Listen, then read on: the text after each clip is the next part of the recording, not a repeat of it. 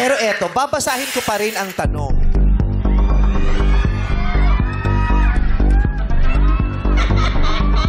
Kung pinili mo ang pot at inilaban mo ang 600,000 pesos, ito ang tanong namin para sa iyo. Baka alam rin ng mga nasa bahay at ng madlang people. The question is, ito ay naituro sa atin sa school, grade school pa lamang. Ano ang alias? May alam ka ba sa kasaysayan ng Pilipinas? Ay, wala. Ito ay may kinalaman sa kasaysayan ng Pilipinas.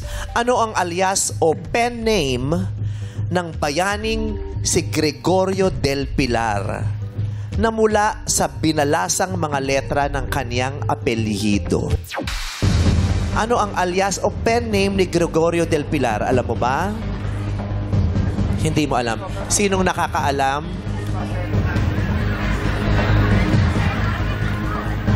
What?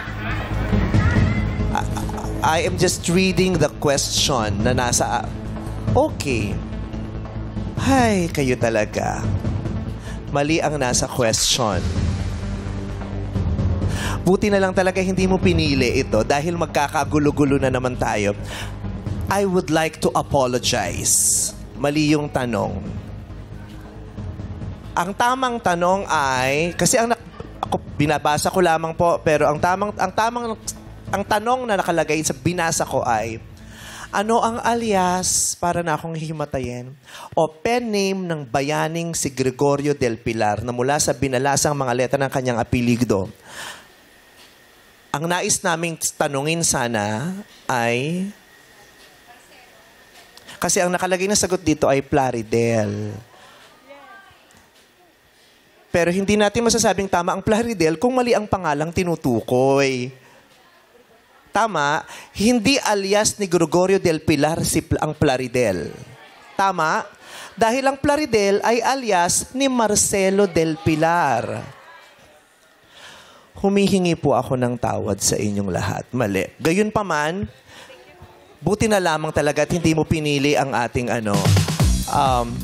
dahil sa pagkakamaling ito, ang 50,000 mo gagawin ko ng 100,000 pesos. Hey! Wow! Baka nga rin inadya ito ng tadhana na magkamali para kailangan namin bumawi. Baka mas kailangan mo ng mas malaki kaysa sa 50,000 pesos. Wow! I will give you 100,000 pesos instead of 50,000 para sa lola mo at sa mga pangangailangan mo. Salamat po, Meme. Grabe po talaga. Loading po kita mula nun, Meme. Yung transformation niyo po talaga, kitang-kita ko po. Kayo po yung isa sa hinahangaan ko po talaga. Maraming salamat sa suporta niyo. Maraming salamat sa inyo, madlang people. At again, ako po, sa ngalan po ng programang ito, ay gusto kong humingi ng tawad sa aming mga pagkakamali at pagkukulang sa araw na ito. Buong pagpapakumbaba po akong humingi ng pauman sa inyo sa mga pagkakamaling ito. Ito ay gawa na ng katarantahan o kung ano man, but still, it's not acceptable. I am very, very sorry. Pasensya na po kayo. Hiyang-hiya po ako sa inyo. Okay. Congratulations. Yes! Got 100,000 pesos